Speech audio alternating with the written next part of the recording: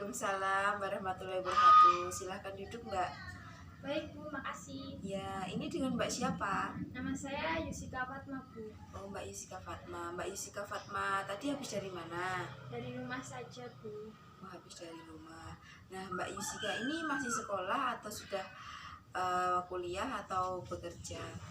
Saya masih sekolah Bu, kelas 8 SMP. Oh, kelas 8 SMP. Sekolahnya di mana, Mbak? Di SMPN 1 Maspati. Oh, di SMPN 1 Maspati. Iya Bu, ada yang saya ingin melakukan proses konseling. Oh, jadi proses konseling ya. Sebelumnya apakah Mbak Yusi ini sudah melakukan proses konseling? Belum pernah Bu, baru sekarang ini saya mengikuti konseling. Oh, baiklah. Sebaiknya di sini akan Ibu menjelaskan mengenai apa konseling, kemudian yang ada di dalam konseling itu seperti apa saja, asas-asasnya yang perlu kita taati. Nah, jadi gini ya Mbak, proses konseling itu proses bantuan yang diberikan konselor itu saya kepada konseling itu Mbak Yusika. Nah, kemudian di dalam proses konseling ini tujuannya untuk membantu seorang konseling dalam memecahkan suatu permasalahannya. Nah, di sini nanti di dalam proses konseling ada beberapa asas. Nah, asasnya itu yang pertama asas kerahasiaan, asas kesukarelaan, asas keterbukaan, dan sudah cukup itu saja. Nah, di dalam asas kerahasiaan itu di mana nanti permasalahan Mbak Yusika saya akan menjamin akan saya rahasiakan, tidak ada yang mengetahui oleh siapapun. Nah, kemudian kalau asas keterbukaan ini di mana Mbak Yusika harus terbuka dalam mengikuti proses konseling. Nah, kemudian kalau asas kesukarelaan itu di mana Mbak Yusika kesini dengan proses sukarela atau kesenangan Mbak Yusika sendiri. Nah, gimana Mbak Yusika? Apakah dari sini sudah paham? Begitu ya Bu. Ya Bu, saya paham. Sekarang saya mengerti tentang konseling. Oke, pertemuan kali ini nanti ada pembatasan waktu ya Mbak. Jadi namun jika pembatasan waktu itu sudah usai, nanti kita bisa melanjutkan di proses konseling minggu depan atau yang lainnya. Nah, kemudian di sini nanti kita melakukan proses konseling kurang lebih 15 sampai 45 menit. Nah, di sini apakah sudah Mbak Isi pahami? Baik Bu, saya setuju. Baiklah, coba Mbak Isi ceritakan kepada Ibu apa yang menjadi masalah di hati Mbak Yusika saat ini. Jadi begini Bu, saya ini ada masalah dengan teman saya. Masalah dengan teman ya Mbak? Iya Bu, jadi gini Bu, tiba-tiba itu saya didiemin sama teman sekolah saya. Oh, jadi di DIMI itu apa ada masalah? Apakah ada sebelumnya ada permasalahan? Sebelumnya saya tidak pernah mempunyai masalah dengan dia. Kemudian terus bagaimana kok bisa teman Mbak Yusika ini tiba-tiba diem kayak gitu? Jadi seperti ini Bu, feeling saya itu karena saya dekat dengan cowoknya. Jadi permasalahannya itu karena cowok itu ya Mbak? Iya. Iya Bu. Mengiranya itu saya merebut cowoknya, padahal saya sama cowoknya itu tidak ada hubungan apa-apa. Saya dengan cowoknya hanya sebatas teman. Oh, jadi teman Mbak Yusika ini salah paham terkait cowoknya itu terhadap Mbak Yusika. Iya Bu, teman saya ini salah paham dengan saya. Apakah Mbak Yusi sudah bertanya sama temannya itu terkait permasalahannya? Belum Bu, karena menurut saya ini tidak bersalah. Jadi seperti itu. Nah, kenapa Mbak Yusi tidak berusaha bertanya pada temannya Mbak Yusi tersebut terkait permasalahan Mbak Yusi? Kenapa Mbak Yusi ini didiemin?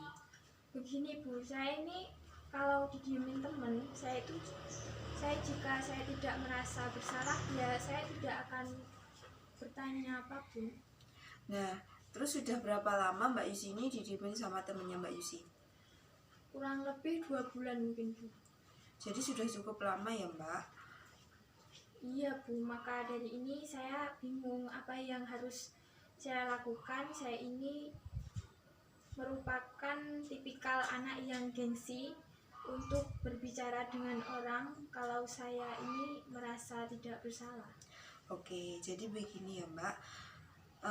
Terus dari permasalahan ini, apa keinginan Mbak Yusi ke depannya terkait gimana permasalahan yang Mbak Yusi alami? Keinginan saya, ya saya ingin baik-baik saja seperti dulu Bu. Sering-sering bareng dia, cerita banyak hal dengan dia, akan tetapi semua itu merasa berbeda.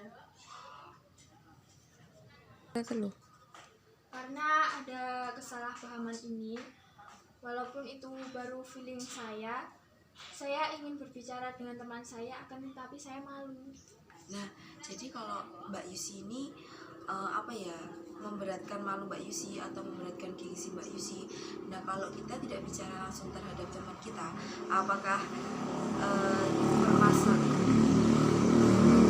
yang kita hadapi itu akan selesai kalau kita tidak berbicara langsung atau kita tidak menjelaskan langsung seperti itu? Ya, enggak sih Bu.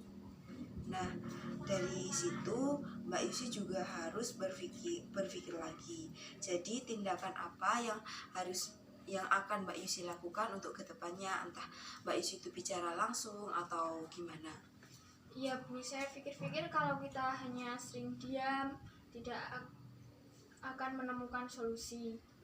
Mungkin lebih baik saya akan menanyakan langsung tentang apa masalah yang terjadi.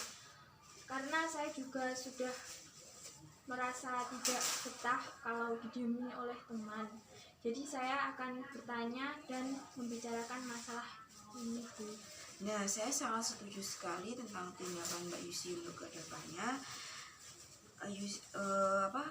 Tindakan Mbak Yusi ini sudah sangat bagus sekali. Ingin berbicara terlebih dahulu kepada teman Mbak Yusi terkait permasalahannya, kenapa Mbak Yusi ini didiemin. Baik Bu, saya sudah mengerti dengan tindakan apa yang harus saya lakukan. Nah, bagus sekali ya Mbak. Nah, tindakan Mbak Yusi tadi sudah sangat bagus sekali. Mbak Yusi ingin berbicara langsung terhadap teman Mbak Yusi agar permasalahan yang Mbak Yusi hadapi ini cepat selesai. Teman itu sebagian dari hidup kita ya Mbak. Jadi kita ini kan makhluk sosial. Jadi kalau kita tidak mempunyai teman atau kita tidak berteman kan malah susah ya. Karena apa? Kita itu di kehidupan kita itu juga membutuhkan orang lain. Jadi kita itu tidak bisa hidup tanpa orang lain. Jadi seperti itu. Nah, jika kita ada masalah atau tiba-tiba didiemin dengan teman. Nah, jika kita ada masalah atau tiba-tiba didiemin dengan teman kita atau keluarga kita atau orang-orang di sekitar kita, lebih baik kita itu berbicara langsung atau menanyakan langsung terhadap kenapa sih kamu ini kok diemin saya seperti ini, ada permasalahan apa. Jadi kan kalau kita tahu permasalahan kita kan kita lebih enak dalam menyelesaikan suatu permasalahan agar sama-sama mengerti dan dapat menemukan jalan keluar dengan baik. Jadi jangan ada gengsi di antara kita, lebih baik memulai terlebih dahulu untuk meminta maaf, entah kita itu berbicara langsung terhadap permasalahan kita agar kita itu dapat mengerti dan paham terkait permasalahan apa yang sedang terjadi, kemudian dibicarakan langsung dan dapat menemukan jalan keluar yang terbaik terkait permasalahannya. Jadi seperti itu. Jadi seperti itu ya Bu. Baik Bu, saya akan merubah perilaku saya. Saya sangat senang sekali mendengarkan tindakan Mbak Yusi, langkah-langkah Mbak Yusi yang harus Mbak Yusi lakukan untuk kedepannya agar permasalahan Mbak Yusi itu cepat selesai. Kita itu harus bersikap dewasa ya Mbak, jangan pernah takut ataupun malu untuk mencari solusi agar apa yang kedepannya lebih baik itu kita itu dapat melakukannya. dari permasalahan Mbak Yusi tadi, saya sangat senang sekali mendengarkan apa curhatan Mbak Yusi di sini, permasalahan Mbak Yusi di sini. Kita itu juga harus memiliki sifat dewasa dalam menghadapi suatu permasalahan ya Mbak. Kita harus bersikap tidak malu atau tidak gengsi dalam melakukan tindakan agar yang kita lakukan agar kita ini baik-baik saja dengan orang lain. Kemudian jangan pernah takut ataupun malu untuk mencari solusi agar kita dapat tidak ada yang sakit hati dan masalah dapat terselesaikan dengan baik. Ya Bu, saya akan mengharapkan semuanya. Terima kasih Bu. Saya sudah lega dengan permasalahan saya. Nah, dari permasalahan Mbak Yusi tadi kan kita sudah saling sharing. Tadi Mbak Yusi juga sudah menceritakan masalah Mbak Yusi dari Mbak Yusi tadi kenapa didiemin teman, terus kemudian kita sudah mengambil Mbak Yusi sudah mengambil suatu tindakan yang baik sekali untuk berbicara langsung terhadap teman Mbak Yusi agar permasalahan Mbak Yusi itu cepat terselesaikan. Nah,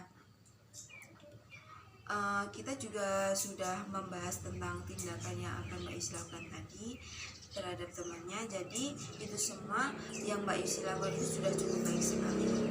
Nah, kemudian jadi dari itu semua Mbak Yusi tinggal melakukan tindakan yang harus Mbak Yusi lakukan. Baik Bu, saya sudah lega, sudah sharing bersama Ibu. Terima kasih. Sama-sama Mbak Yusi, kamu juga harus tetap semangat dalam sekolahnya, dalam menjalani hidup ini. Rubahlah sikapmu yang kurang baik itu, kemudian terapkan hal-hal yang lebih baik lagi di kehidupan Mbak Yusi. Jangan pernah menuruti gengsi ataupun malu yang ada di dalam diri Mbak Yusi ya. Bagaimana, apakah ada yang ingin disampaikan lagi? Sepertinya tidak Bu, terima kasih. Baiklah, jika nanti Mbak Yusi mempunyai permasalahan atau mempunyai keganjalan yang di dalam hati, ingin sharing, ingin menyelesaikan suatu permasalahan, mungkin kita bisa sharing lagi, kita bisa atur jadwal lagi untuk bisa saling mengungkapkan dan saling terbuka terhadap permasalahan yang Mbak Yusi alami di kemudian hari. Baik Bu. Saya sangat senang dan saya akan menerima lebih baik lagi saya akan menerima dengan senang hati terkait permasalahan Mbak Yusi. Baik Bu, pasti saya akan kembali lagi. Baiklah, mungkin pertemuan kali ini kita akhiri ya Mbak. Mungkin kita dapat melanjutkan pertemuan-pertemuan di lain hari.